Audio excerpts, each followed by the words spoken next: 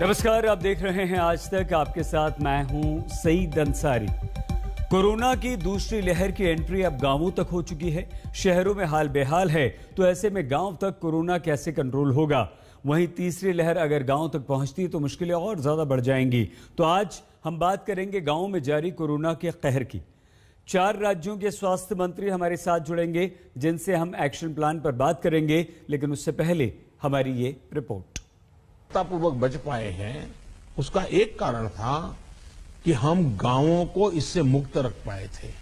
लेकिन tier 2, tier 3 city पहुंचा तो इसको गांव में जाने से देर नहीं लगेगी और गांवों को संभालना हमारी व्यवस्थाएं बहुत कम पड़ी। जिसका डर था वही हुआ। जो कोरोना अब तक शहरों तक सीमित था, वो अब छोटे छोटे गांवों तक पहुंच चुका है।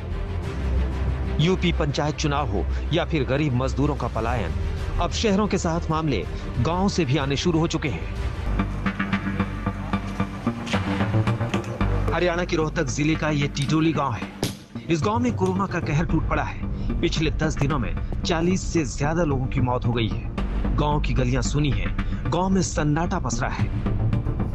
दिल्ली से 70 किलोमीटर दूर रोहतक का ऐसा गांव जहां पर अब लगातार कोरोना अपना पैर पसार रहा है। आज तक की टीम ग्राउंड जीरो पर मौजूद है। यहां पर आपको दिखाएंगे कि किस तरीके से गांव में पूरी तरीके से सन्नाटा पसरा हुआ है।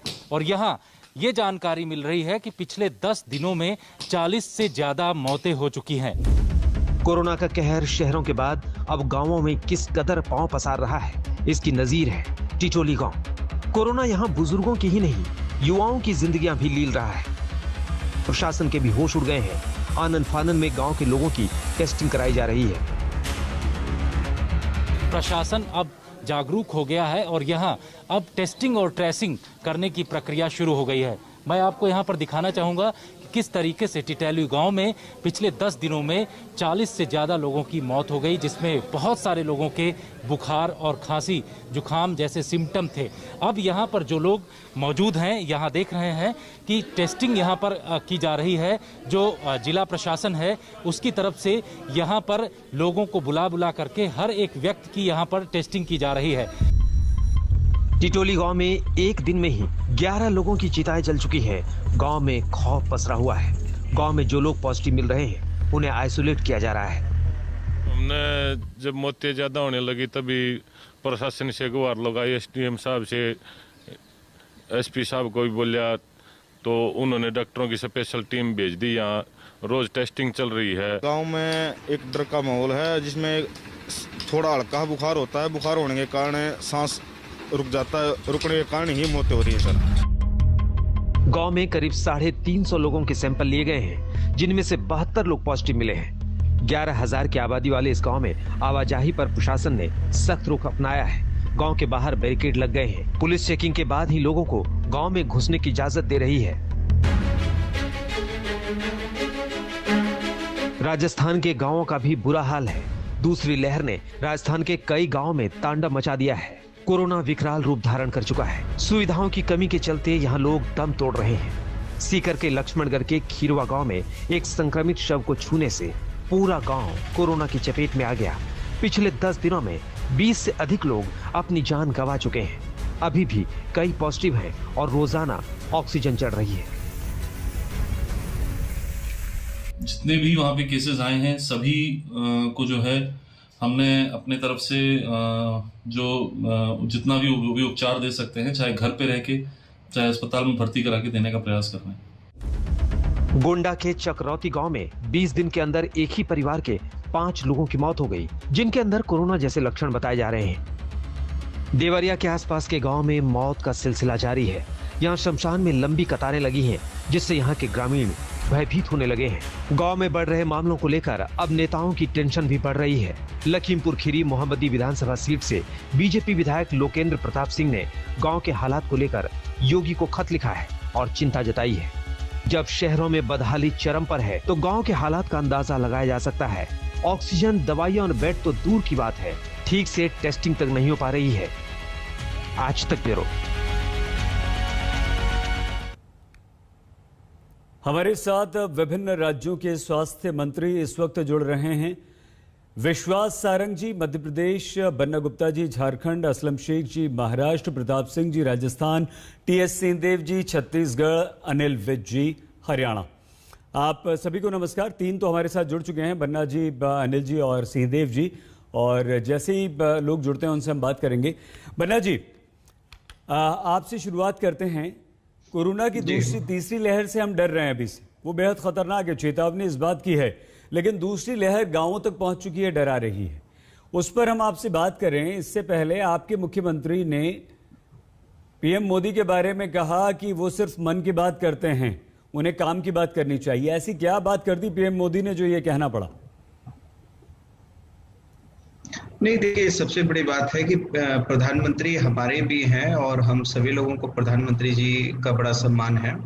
लेकिन प्रधानमंत्री जी से आज के दिन में लोग ये आशा कर रहे हैं, विश्वास कर रहे हैं कि प्रधानमंत्री जी कुछ एक रास्ता ऐसा निकाले जिस रास्ते से हम जो है इस कोरोना के संकट से एक मजबूत रणनीति बनाने की आवश्यकता है।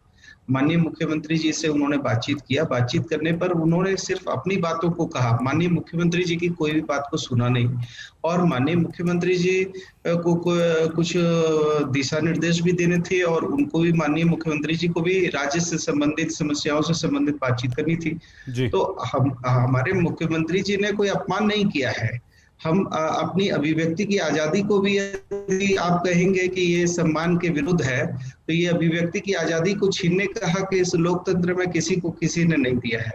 इसलिए मैं समझता हूँ कि ये माननीय प्रधानमंत्री जी को भी चाहिए कि जब कोई भी राज्य के मुख्यमंत्री से बातचीत करे तो कम से कम कोई ठोस रणनीति पे बात होनी चाहिए, कोई ठोस बातचीत पर बातचीत होनी चाहिए।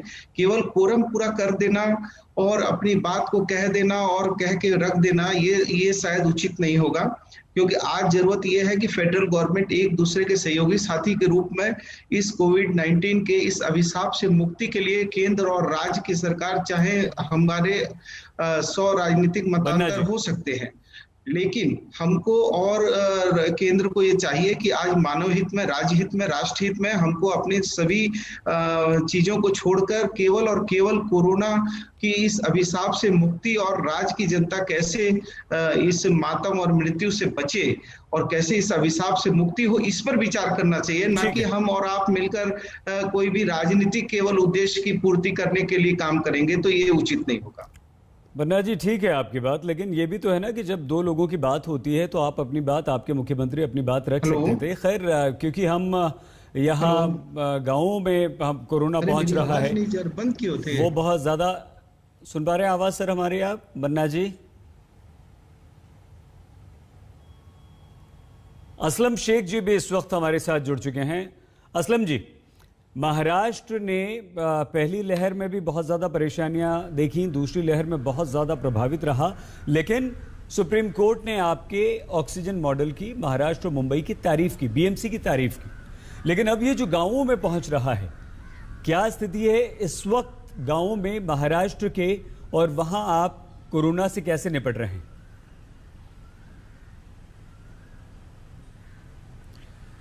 देखिए, पहले फेज में भी अगर आप देखेंगे तो मुंबई और महाराष्ट्र में केसेस बहुत ज़्यादा आए थे, और पहले फेज में भी जिस तरीके से हमने मुंबई शहर में और बाकी के ज़िलों में डील किया था, उसकी सराहना सिर्फ ICMR नहीं तो WHO ने भी किया था। अब ये दूसरी लहर में भी बहुत ज़्यादा पेशेंट जब हमारे पास आए, तब भी अफरा तफरी का माहौल कम से कम हमने इस मुंबई शहर और महाराष्ट्र में होने नहीं दिया। जो मैनेजमेंट थोड़ा सा बिखरा हुआ था केंद्र सरकार की तरफ से, जो मदद टाइम पे मिलनी चाहिए थी, वो थोड़ी सी मैनेजमेंट ठीक नहीं हो पाई। लेकिन आज की तारीख में हमने मुंबई में और जहाँ जहाँ जिस जिलाओं में हमारे बड़े अस्पताल है, उसको स्वयं सक्षम हमने टाइम पे किया, ताकि ऑक्सीजन के लिए हमें किसी के पास जो है ज़्यादा इंतज़ार करना ना पड़े, हम अपनी ताकत पे इसको ठीक ठाक कर सकें। ठीक है, क्या एक्शन प्लान है, कैसे करेंगे, इस पर हम आगे आपसे बात ज़रूर करेंगे। टीएस सिंहदेव जी, छत्तीसगढ़ में कोरोना अब गांव-गांव तक पहुंच रहा है, और वहां पर बिलासपुर के जो गांव हैं, रायपुर के जो गांव हैं, दुर्ग के जो गांव हैं, वहां पर ये ज्यादा पैर पसार रहा है। इससे निपटने का आपके पास क्या प्लान है सर? अंसारी जी, वास्तविकता ये है कि आंकड़े घटे हैं। संजोग से आपसे चर्चा हो रही है तो बहुत ज्यादा स्थिति नहीं, लेकिन अगर आप इस चार्ट को देखेंगे तो ये छत्तीसगढ़ की स्थिति दिखा रही है। ये कल की रिपोर्ट है जो आपने कहा, तो आंकड़े थोड़े से डिप हुए हैं और प्रतिशत आंकड़ों का अगर आप देखेंगे तो 22.57 पे आया है। ये जो ग्राफ है ये परसेंटेज का है, ये जो ग्राफ है ये रियल नंबर्स का है। तो ये बाय चांस आपसे बात करते करते ये कागज मेरे पास था, ये मैंने आपको बताया। बहुत कुछ अभी करना बाकी है। 28 हमारे जिले हैं। इन 28 जिलों में 5 केवल जिले ऐसे हैं जो 15% से कम की पॉजिटिविटी के हैं। 17 जिले ऐसे हैं जो 15 और 30 के बीच में हैं। ये 22 जिले हो गए और 6 जिले ऐसे हैं जो 30% से ऊपर की पॉजिटिविटी के हैं। तो अभी चिंता की बात, हमारे लिए बड़ी चिंता की बात बनी हुई है। 2 संभाग 10 जिले जो हमारे हैं उनमें गिरावट आई है। जहां पहले केसेस ज्यादा आए थे, रायपुर और दुर्ग संभाग 5-5 जिले हैं, ये 10 जिले हो गए। और बस्तर संभाग के 7 जिले, 17 जिले, ये 17 जिले हैं जिसमें स्थिति थोड़ी संतोषजनक है। बिलासपुर संभाग के 6 जिले और सरगुजा संभाग के 5 जिले, ये हमारे लिए अभी चिंता का सबब बने हुए हैं। इनमें पॉजिटिविटी हाई है, अभी पॉजिटिविटी भी हाई आ रहे हैं, केसेस भी आ रहे हैं। ये हमारे लिए चिंता की बात बनी हुई है।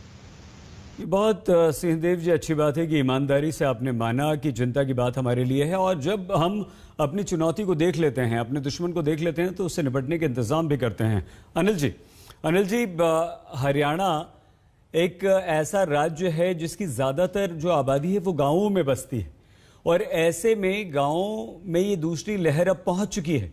उससे निपटने के लिए आप क्या इंतजाम कर रहे हैं? नहीं, हमने तो शुरू में ही पूरी तैयारी कर दी थी और पूरे quarantine beds, ICU beds, ventilators हमने सब तैयार कर दिए थे। और क्योंकि ये बहुत इन्फेक्शियस जो सीरीज है वो नज़र आ रही है, रोज़ाना मरीजों की संख्या बढ़ती जा रही है, इसलिए सभी उपायुक्तों को मैंने आदेश दिए कि एक्स्ट्रा बेड्स क्रिएट किए जाएं, और सभी जगह पर एक्स्ट्रा बेड्स क्रिएट किए जा रहे हैं। हालांकि हमारे ऊपर दिल्ली के मरीजों का बहुत बड़ा लोड पड़ा है। दिल्ली से बहुत बड़ी संख्या में हरियाणा में मरीजों ने आकर इलाज करवा रहे हैं, लेकिन मरीज तो मरीज है, कहीं से आ जाए, हम सबका इलाज कर रहे हैं। और हमारे पास सारी हमने मेडिसिन पहले प्रोक्योर कर ली थी, हमारे पास मेडिसिन हैं, हमारे पास रेमडेसिविर भी सफिशिएंट मात्रा में हमारे पास थी, और बाकी भी दवाइयाँ हमारे पास सफिशिएंट मात्रा में थी, इसलिए हमें कोई ज़्यादा दिक्कत नहीं आ रही है। अनिल जी, नहीं, देखिए हमारे जो शहर हैं वो गांव के आसपास हैं सारे के सारे, और यूजुअली जो ज़्यादा अस्पताल हैं वो शहरों में हैं। हालांकि गांव में भी हमारी पीएससी, सीएससीज बनी हुई हैं। हम सबका, चाहे कोई गांव से आ रहा है चाहे कोई शहर से आ रहा है, सबका इलाज कर रहे हैं। और हम सब जगह पर ऑक्सीजन जनरेटर भी लगा रहे हैं, गांव में भी हम लगा रहे हैं। हमें केंद्रीय सरकार ने 60 जो है पीएसए प्लांट्स मंजूर किए हैं, जिनमें से अधिकतर गांव में लगेंगे, शहरों में भी लगेंगे, लेकिन 30 बेड तक के अस्पताल पर वो लगाए जाएंगे, उन पर काम आरंभ हो चुका है। नहीं, ऐसा नहीं है। वहाँ पर हमारी टीमें गई हुई हैं, वहाँ पर बैठी हुई हैं, घर घर का सर्वे कर रहे हैं, और अप्रैल में 21 डेथ्स वहाँ पर रिपोर्ट हुई हैं। लेकिन कोरोना पॉजिटिव जो है वो केवल 4 केसेस ही सामने कंफर्म हुए हैं। बाकी लोग, ना गांव वाले मान रहे हैं कि कोरोना से डेथ हुई है, वो अन्य कारण बता रहे हैं। लेकिन किस कारण से वहाँ पे डेथ हुई है, इसकी जांच करने के लिए मेरी टीमें उस ठिठोरी गांव में पहुंच चुकी हैं और वहाँ पर बैठी हुई हैं। ठीक है सर। बन्ना जी, अभी झारखंड के गांवों में क्या स्थिति है और उससे आप किस तरह से निपट रहे हैं? देखिए, अभी जितने भी हमारे राज्य में प्रवासी भाई आ रहे हैं, हम उन सारे लोगों को रैपिड टेस्ट भी कर रहे हैं, और उसमें से जो भी लोग पॉजिटिव हो रहे हैं उनको आइसोलेट करके उनको जो है क्वारंटाइन सेंटर हम बना रहे हैं, और उस क्वारंटाइन सेंटर में उनको रखेंगे। और जो उसमें नेगेटिव होंगे वो घर में, अपने घर में भी 1 सप्ताह के लिए जो है होम क्वारंटाइन रहेंगे। तो हम निश्चित तौर पर जो एक चेन सिस्टम है, वो चेन सिस्टम को तोड़ने के लिए, चूंकि ये हमारा देश जो है वो गांव का देश है, और हमारे देश की सारी व्यवस्थाएं गांव से ही चलती हैं, तो निश्चित तौर पर हमको जो हमारा ग्रामीण अंचल है उसको मजबूत करने की जरूरत है, और गांव तक ये स्प्रेड ना हो इसको लेकर हम काफी चिंतित हैं और लगातार इसके लिए प्रयास कर रहे हैं। जगह जगह पर क्वारंटाइन सेंटर बनाए गए हैं, और जितने भी जहां पर भी जितने हमारे बस स्टैंड हैं या जितने हमारे एयरपोर्ट हैं या जो राज्य की जितने सीमावर्ती प्रवेश के द्वार हैं, चूंकि हमारा राज्य जो है वो बंगाल से पूरा सटा हुआ है, बहरागोड़ा से लेके साहबगंज तक हमको बंगाल से पूरी जो है हमारी और बंगाल की सीमा ऐसी है कि 4 कदम हम चलेंगे तो बंगाल में चले आएंगे और 4 कदम से वापस लौटेंगे तो झारखंड आ जाएंगे। तो चूंकि जो चुनाव हुआ है, इस चुनाव में जिस तरीके से प्रचार प्रसार हुए हैं, इससे बहुत वहां पर जो पॉजिटिव रेट है वो बहुत ज्यादा है, और वो बंगाल के बहुत सारे लोग झारखंड में आके काम करते हैं, झारखंड के बहुत लोग बंगाल जाते हैं, तो कहीं ना कहीं उसका एक बहुत बड़ा दुष्परिणाम जो 8 चक्र में चुनाव हुए हैं उसका एक बहुत बड़ा दुष्परिणाम झारखंड को विशेष करके झेलना पड़ रहा है। और झारखंड कहीं ना कहीं बंगाल के कारण जो है झारखंड में भी एक विशाल जो है पॉजिटिव संख्या बढ़ी है और मृत्यु दर भी बढ़ी है, और हम लोग इसको लेके काफी चिंतित हैं। लेकिन थोड़ा सा जरूर ये कहेंगे कि केंद्र जो है हमारे साथ सौतेला व्यवहार कर रहा है। अभी पूरे दुनिया के देश जो है केंद्र को मदद कर रहे हैं, इसके बावजूद भी हम लोगों को देने के लिए, सामग्री देने के लिए बड़ी कोताही की जा रही है। और आज स्थितियां ये है कि हमारा जो वेस्टेज रेट है वो देश में सबसे कम है, वैक्सीन का वेस्टेज रेट सबसे कम है, यूपी का सबसे ज्यादा है। इसके बावजूद भी हमको वैक्सीन नहीं दी जा रही है। और मैं आपके माध्यम से ये जरूर कहूंगा कि 35,000 करोड़ जो है बजट में एलोकेट किया गया था, सेंट्रल गवर्नमेंट ने कोविड-19 के लिए उन्होंने रखा था, जबकि हमारे देश में 1,16,00,000 के आसपास लोगों को वैक्सीनेशन का लाभ करना है। तो यदि 300 रुपया के हिसाब से भी हम जोड़ेंगे तो 35 से लेके 40,000 करोड़ रुपया में सारा वैक्सीनेशन हो जाएंगे। लेकिन हर राज्य के ऊपर जो है ये अतिरिक्त दबाव डाला जा रहा है, और राज्य सरकार को ये कहा जा रहा है कि आप अपने संसाधन जुटाइए, अपने से कीजिए। अब एक तारीख से हमको वैक्सीनेशन करने का आदेश किया गया था, हमसे ये कहा गया था कि आप 15 दिन का एक्स्ट्रा जो है प्लान भेजिए, और हमने प्लान भी भेजा, और अभी हम क्रय करने के लिए 50 लाख वैक्सीन क्रय करने का ऑर्डर भी किया है, लेकिन हमको अभी तक वैक्सीन नहीं मिल पा रही है, और हमने पैसा भी दिया है। तो पैसा देने के बावजूद भी यदि हमको वैक्सीन नहीं मिलेगी और वैक्सीन जो है विदेश 6.5 करोड़ वैक्सीन विदेश चली जाएगी, तो ये कहीं ना कहीं इस देश के लिए एक व्यथा भी है, और इस देश की आयात निर्यात नीति पर फिर से केंद्र सरकार को विचार जरूर करना चाहिए। ठीक है, भेदभाव का आप आरोप लगा रहे हैं, लेकिन संकट का ये समय है बन्ना जी, और हो सकता है कि आपको तकलीफ होती हो, नहीं मिली हो, सब कुछ हो, ये होता है। लेकिन महाराष्ट्र भी लगातार यही कहता रहा है, महाराष्ट्र का भी लगातार इस तरह का आरोप लगता रहता है कि हम वैक्सीनेशन कैसे शुरू करें, क्या करें, क्या नहीं करें, लेकिन इस पर हम बाद में बात करेंगे। आज है कि गाँवों को कैसे बचाया जाए। सिंहदेव जी, दूसरी लहर का आपने खाका तैयार किया था, आपने कहा था कि हम सुधर रहे हैं और हम अच्छे रिजल्ट्स की तरफ बढ़ रहे हैं, लेकिन जो थर्ड वेव है वो बहुत खतरनाक है, और उसमें गांवों के साथ साथ बच्चे भी चपेट में आने की चेतावनी दी जा रही है। उसके लिए क्या तैयारी कर रहे हैं सर आप? जब पहला दौर आया था उसी समय अंतर्राष्ट्रीय विशेषज्ञों ने इस बात की चर्चा कर ली थी, और हम सब दूसरे दौर और तीसरे दौर का मान के चल रहे थे कि आएगा। एक तरह से इंतजार कह सकते हैं कि इंतजार था। हम उतनी तैयारी नहीं कर पाए थे या अनुमान नहीं लगा पाए थे कि दूसरा दौर इतना बड़ा आएगा, 4 गुना से ज्यादा केसेस आ जाएंगे और मृत्यु भी कई गुना ज्यादा हो जाएगी, ये हम लोग अनुमान नहीं लगा पाए थे। तो कम से कम दूसरे दौर ने हमको ये बता दिया है कि पहले और दूसरे दौर में और जो हम तैयारी कर सकते थे अगर हम नहीं कर पाए, तो अब हमको चूकना नहीं चाहिए। दूसरे और तीसरे दौर के बीच में समय लगता है, 2, 4, 6 महीने कम से कम लग जाते हैं इंफ्रास्ट्रक्चर खड़ा करने में। फिर भी प्रयास ये रहेगा कि जो सबसे ज्यादा कमी आई थी 2 चीजों की, एक आईसीयू के बिस्तरों की और दूसरे ऑक्सीजन के प्रबंधन की। ऑक्सीजन की हमारे यहाँ कमी नहीं थी, प्रबंधन करना पड़ा था। तो ये दोनों चीजों पे हमको बहुत ध्यान देना पड़ेगा। आईसीयू बिस्तरे हम बढ़ा लें, जिसमें प्रयास हमारे चल रहे हैं। निजी संस्थाएं भी हैं, दानदाता संस्थाएं भी हैं, टाटा सन से भी बात हो रही है, रोटरी क्लब वालों से भी बात हो रही है, अन्य कई साथी हैं जो सामने आके मदद करना चाह रहे हैं। अंतर्राष्ट्रीय डायस्पोरा जो भारतीय नागरिकों का है उनने भी हाथ बढ़ाया है, उनसे भी हम लोग चर्चा में हैं, किसी से तकनीकी सहयोग ले रहे हैं, किसी से वस्तुओं का सहयोग ले रहे हैं।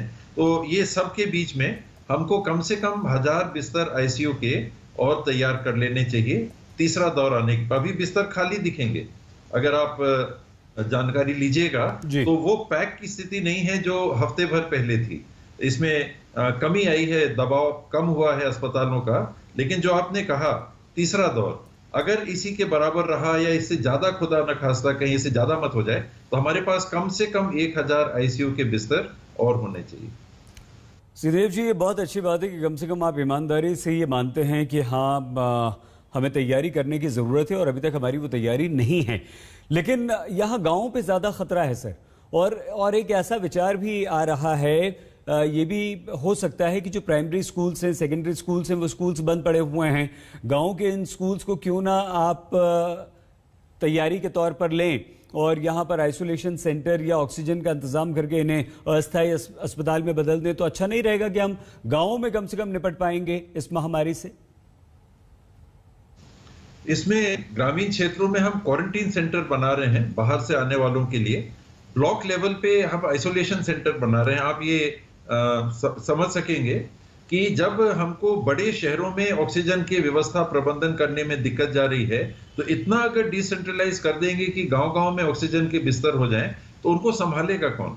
ये मानव संसाधन हमारे पास नहीं है। तो छोटी इकाई हम संभागों के मेडिकल कॉलेज से, जिला प्रबंधन, जिला से community health centre, community health centre से प्राथमिक स्वास्थ्य केंद्र, अभी कम्युनिटी हेल्थ सेंटर्स को हम लोग स्ट्रेंथन कर रहे हैं कि कम से कम उस 20 बिस्तर कम से कम ऑक्सीजन युक्त, और अगर कुछ आईसीयू बिस्तर वहां रख सकें 3-4 भी, तो ये कम्युनिटी हेल्थ सेंटर में हो जाएं। ये करीब 170 हैं, करीब 800 से कुछ कम 790, 92, 96 के आसपास हमारे प्राथमिक स्वास्थ्य केंद्र हैं। अगली कड़ी में वहां तक हमको ऑक्सीजन युक्त बिस्तरों के लिए सोचना पड़ेगा। इसके लिए लॉजिस्टिक्स जो चाहिए, ऑक्सीजन सिलेंडर्स इत्यादि की जो व्यवस्था चाहिए, वो हमको करना पड़ेगा और उसको भर के करना। तो काम हो रहा है। लिक्विड ऑक्सीजन के टैंकर्स भी हम तैयार कर रहे हैं। स्टोरेज टैंकर्स मेडिकल कॉलेजेस में ऑर्डर दिए जा चुके हैं।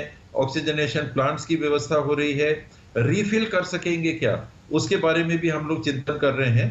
तब पर्याप्त मात्रा में अगर सिलेंडर्स हो जाते हैं, तब उस विकेंद्रीकरण की तरफ हम जा सकते हैं जो आप इशारा कर रहे हैं कि स्कूलों तक पहुंचना, वो बहुत ज्यादा विकेंद्रीकृत हो जाएगा। अगर हमने पीएचसी लेवल तक भी कर लिया प्रबंधन, तो ये संतोषजनक रहेगा। लोगों तक पहुंच के उनकी हालात की जानकारी लेना ये बहुत जरूरी है। ठीक है सर, लेकिन ठीक है, ये हो सकता है। इसके अलावा एक आइडिया ये भी है, लेकिन चलिए इस वक्त विश्वास सारंग जी मध्य प्रदेश से जुड़ गए हैं। विश्वास जी, काफी देर से आज जुड़े हैं, आपका इंतजार हो रहा था। दूसरी लहर का गांवों पर असर, विश्वास जी, और मध्य प्रदेश उससे बिल्कुल अछूता नहीं है। परसों जो इंदौर संभाग, खंडवा, धार और खरगोन, मक्सी, यहां से जो खबरें आई वो काफी डराने वाली हैं। किस तरह से आप गांवों में कोरोना जो फैल रहा है उससे लड़ने की तैयारी कर रहे हैं, और फिलहाल विश्वास जी लड़ रहे हैं? सईद भाई, आपकी बात बिल्कुल ठीक है कि इस बार की लहर का विस्तार गांव तक हमें देखने को मिल रहा है, पर हम उसके लिए पूरी तरह से तैयार हैं। हमने मध्य प्रदेश में किल कोरोना अभियान शुरू किया है और इसका विस्तार हमने गांव तक किया है। किल कोरोना अभियान के तहत हमारी टीम, जिसमें आंगनवाड़ी कार्यकर्ता हैं, वहाँ के हमारे हेल्थ वर्कर हैं, वहाँ के प्रशासकीय अधिकारी हैं और वहाँ के राजनीतिक दल के कार्यकर्ता या सामाजिक कार्यकर्ता हैं, वो भी इस टीम में सम्मिलित किए गए हैं और जो घर घर जाकर डोर टू डोर सर्वे कर रहे हैं। जो हमें सिम्टम्स दिखते हैं, किसी को सर्दी है, जुकाम है, खांसी है, हल्का बुखार है, उसकी हम टेस्टिंग भी करते हैं और उनको हम किट भी उपलब्ध कराते हैं, मेडिकल किट। उनको एक जो टू डू लिस्ट जो है कि कोरोना के समय यदि वो संक्रमित हैं तो उन्हें क्या कुछ करना चाहिए, कैसे आइसोलेट करना चाहिए अपने को, इसके इंस्ट्रक्शन भी हैं। और उसके साथ ही सईद भाई, हमने हमारे क्वारंटीन सेंटर और आइसोलेशन सेंटर का विस्तार भी गांव तक किया है। मुझे ये बताते हुए प्रसन्नता है कि मध्य प्रदेश में लगभग हमने 2.5 लाख बिस्तर क्वारंटीन सेंटर में स्थापित किए हैं जो गांव-गांव में हैं।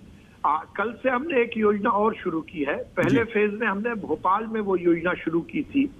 टेस्टिंग के पहले लोगों को यदि सर्दी जुकाम और बुखार होता है तो हमने उनको मेडिकल किट देने के लिए और चिकित्सीय बैकअप के लिए हर शहर में हमने कोविड सहायता केंद्र स्थापित किए थे, जो कि एक एक शहर में 15-15, 20-20, 25-25 थे।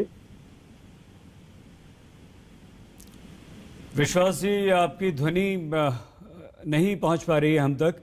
हम आगे आपसे बात करेंगे। निवेदन आप सभी से ये है कि आप हमारे साथ बने रहिए, क्योंकि प्रताप सिंह जी, राजस्थान के स्वास्थ्य मंत्री, भी आपसे कुछ ही देर में हमारे साथ जुड़ने वाले हैं। लेकिन कोरोना की दूसरी लहर गांवों में कोहराम मचा रही है। तीसरी लहर और ज्यादा खतरनाक हो सकती है।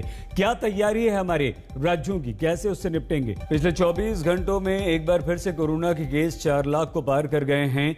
लेकिन अब डराने वाली बात यह है कि कोरोना अब गांव तक पहुंच चुका है, और जब गांव में पहुंचा है तो खतरा और भी ज्यादा बढ़ गया है। शहरों में हम हॉस्पिटल बेड्स, ऑक्सीजन, दवाइयां, रेमडेसिविर इंजेक्शन नहीं दे पा रहे हैं, तो गांवों में कैसे आपूर्ति करेंगे? विभिन्न राज्यों के स्वास्थ्य मंत्री इस वक्त हमारे साथ हैं।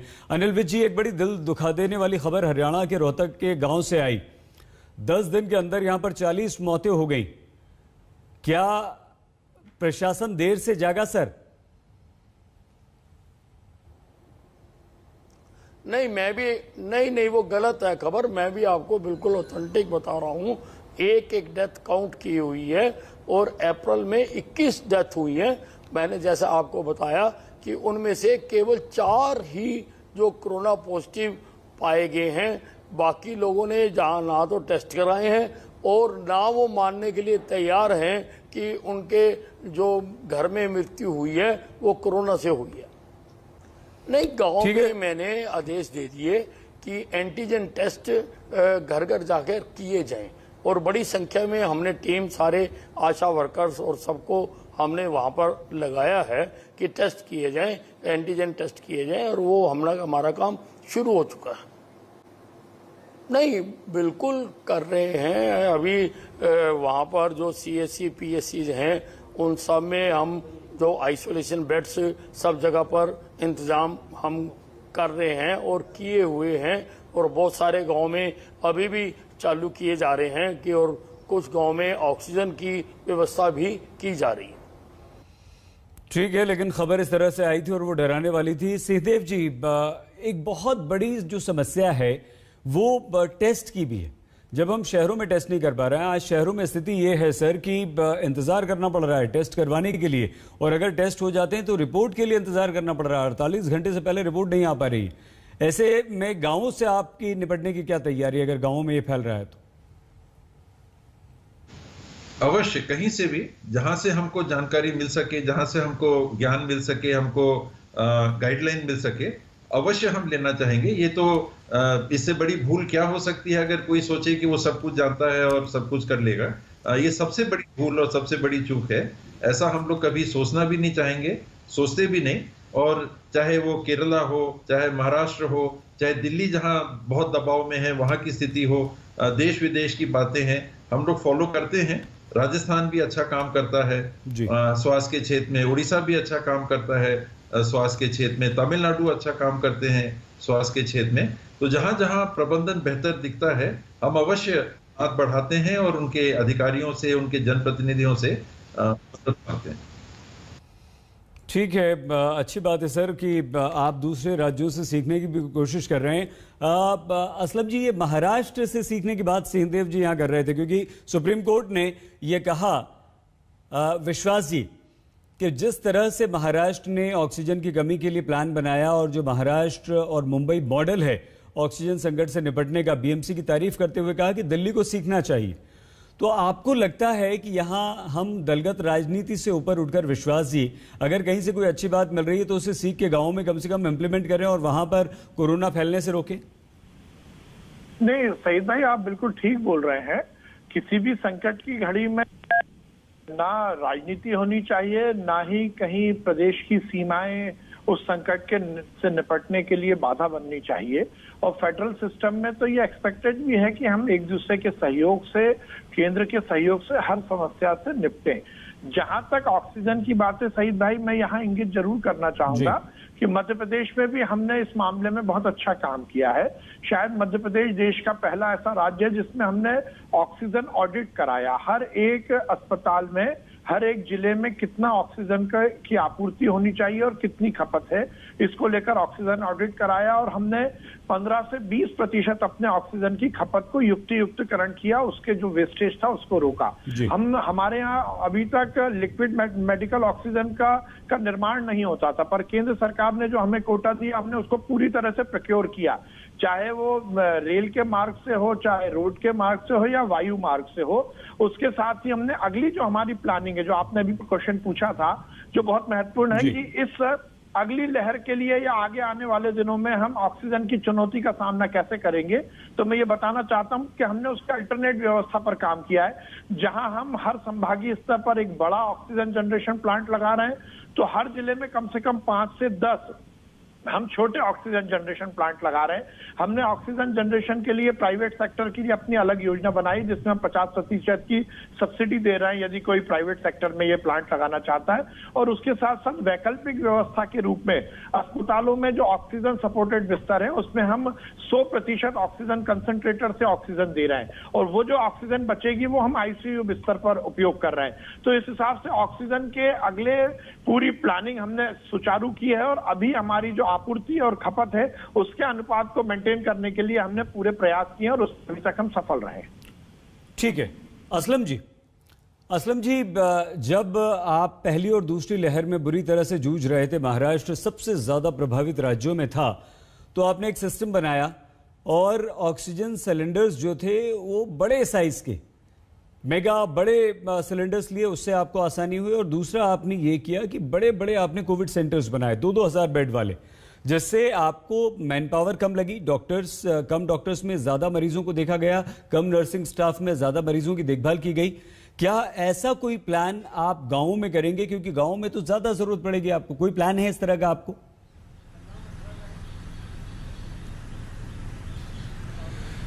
देखिए, मैं आपको बताना चाहूँगा कि सबसे बड़ा आज इस देश के अंदर जो विफलता हुई है उसका कारण है कि प्लानिंग और कोऑर्डिनेशन जो है वो थी नहीं। जब पहली फेस आई थी, पूरी दुनिया कह रही थी कि हिंदुस्तान के अंदर बहुत ज़्यादा ये फटेगा और बहुत ज़्यादा मरीज़ें निकलेंगे। इंटरनेशनल मीडिया चिल्ला रही थी इसके ऊपर कि प्लानिंग और कोऑर्डिनेशन होनी चाहिए। लेकिन आज हम एक शुरुआत में बोलेंगे कि हमने पीपी किट बनाया, बहुत अच्छा काम कर दिया, फिर हम कहेंगे कि हमने गैस प्लांट लगाना शुरू कर दिया, हमने वो बहुत अच्छा काम कर दिया।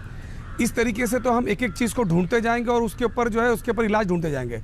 होना यूँ चाहिए था, कोऑर्डिनेशन ये होना चाहिए था कि जो हमारा टास्क फोर्स बैठा है, जो दुनिया को स्टडी कर रहे हैं, जो हमारे लोग बैठे हैं, उन्होंने बैठ के इसका प्लानिंग सही तरीके से करना चाहिए था, उसका इम्प्लीमेंटेशन सही होना चाहिए था।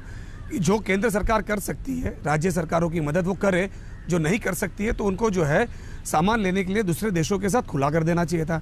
RT-PCR के टेस्ट के बारे में वो भी केंद्र सरकार के हाथ में था। उसके बाद में अगर वैक्सीनेशन की बात आई, वो भी केंद्र सरकार के हाथ में था। हमने आज पिछले साल से लेकर इस साल में सिर्फ लॉकडाउन किया। देश को कहीं ना कहीं जो है वो तबाही की तरफ लेके जा रहे हैं। लॉकडाउन तो कोई रास्ता ही नहीं है। आप किसी सांप को पिंजरे में बंद कर लो, लॉकडाउन कर दो, फिर खुलेगा, फिर चढ़ जाएगा। आपने देखा होगा कि अमेरिका या यूरोप ने क्या किया, अगर लॉकडाउन किया तो अपने लोगों को ज़्यादा से ज़्यादा उन्होंने वैक्सीनेशन दिए और उससे जो है वो देश बाहर आ गए और वापस जो है उनकी आर्थिक परिस्थिति ठीक होते जा रही है। हम तो सिर्फ इसी चर्चे में हैं कि भैया हम अभी क्वारंटीन कर रहे हैं, हम नया जंबो सेट खड़ा कर रहे हैं, हम टेस्टिंग की फैसिलिटीज़ बढ़ा रहे हैं। गाँव में पहुँचेगा, गाँव में तो पहुँचेगा ही, क्योंकि हमने सही तरीके से प्लानिंग नहीं की। हमारा ध्यान जो था केंद्र सरकार का वो इस पे फोकस हटके किसी और पे लगा हुआ था। वो कहीं चुनाव में लगा हुआ था, कहीं और पब्लिसिटी में लगा हुआ था। आज देश में 1 महीने के अंदर 1 लाख से ज़्यादा लोग मरने वाले, 50,000 से ज़्यादा लोग मर चुके हैं। तो ये सारी रोकथाम के बारे में पहले सोचना चाहिए था। केंद्र सरकार और राज्य सरकार की दोनों की साथ में नीतियाँ होनी चाहिए थी कि हमें प्रायोरिटी बेसिस पे ये करना है। आज हमारे यहाँ जब केसेस बढ़े, हमने पहला जंबो मॉडल बनाया और हमने ये पहले ही लगा लिया था दिमाग कि आगे चल के डॉक्टर्स और पैरामीटर्स जो नर्सिस है, ये सारी कमी, इसलिए हमने जो है बड़े जंबो फैसिलिटीज बना दी है।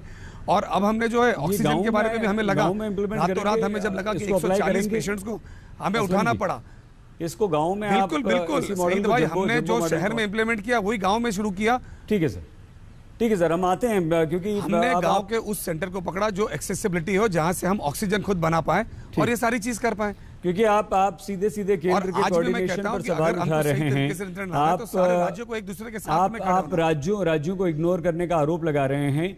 विश्वास जी, बिल्कुल, हाँ बिल्कुल आप ही के पास आएंगे, आप ही को जवाब देना, बीजेपी की प्रतिनिधि आप ही हैं यहाँ पे। लेकिन बन्ना जी भी क्योंकि इसी तरह के आरोप लगा रहे हैं, तो एक बार बन्ना जी के पास चलते हैं, फिर असलम जी और बन्ना जी दोनों की बात का जवाब विश्वास जी आप दीजिएगा।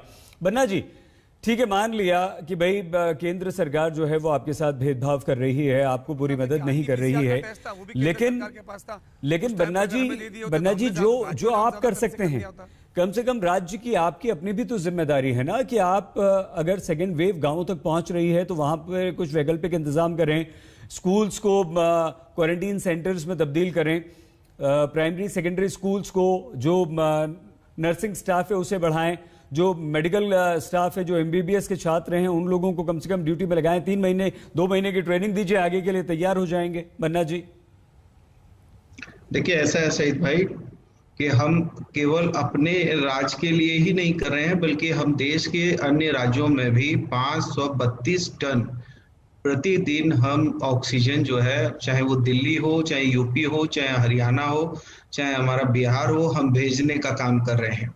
और हम हमारे मुख्यमंत्री जियो और जीने दो के नारे के साथ हम आगे बढ़ रहे हैं।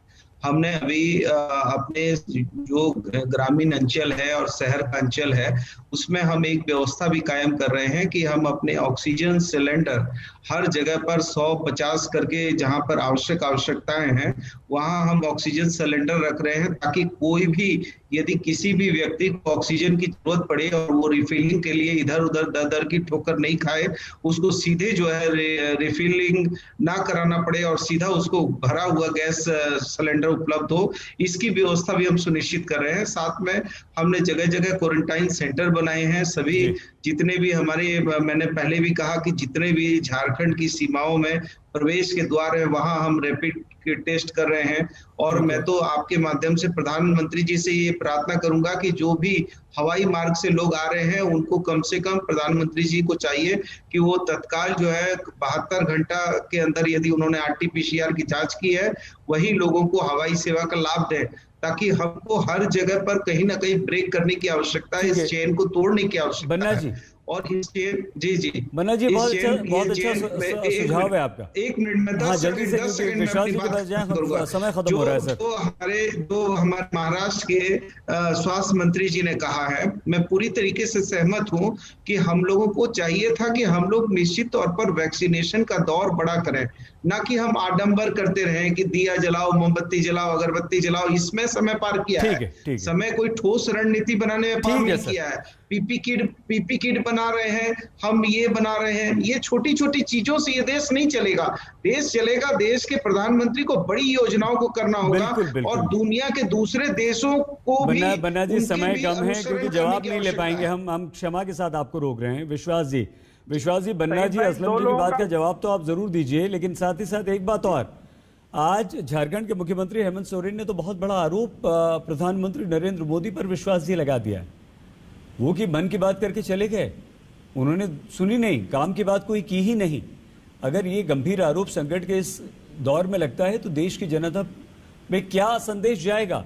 विश्वास सईद भाई सबसे बड़ी दिक्कत यही है कि इस देश में जहां जहां विपक्ष की सरकार है वहां के मुख्यमंत्री और मंत्री अपनी जिम्मेदारी का निर्वहन तो कर नहीं पा रहे और इसका पूरा ठीकरा केंद्र सरकार पर फोड़ रहे हैं।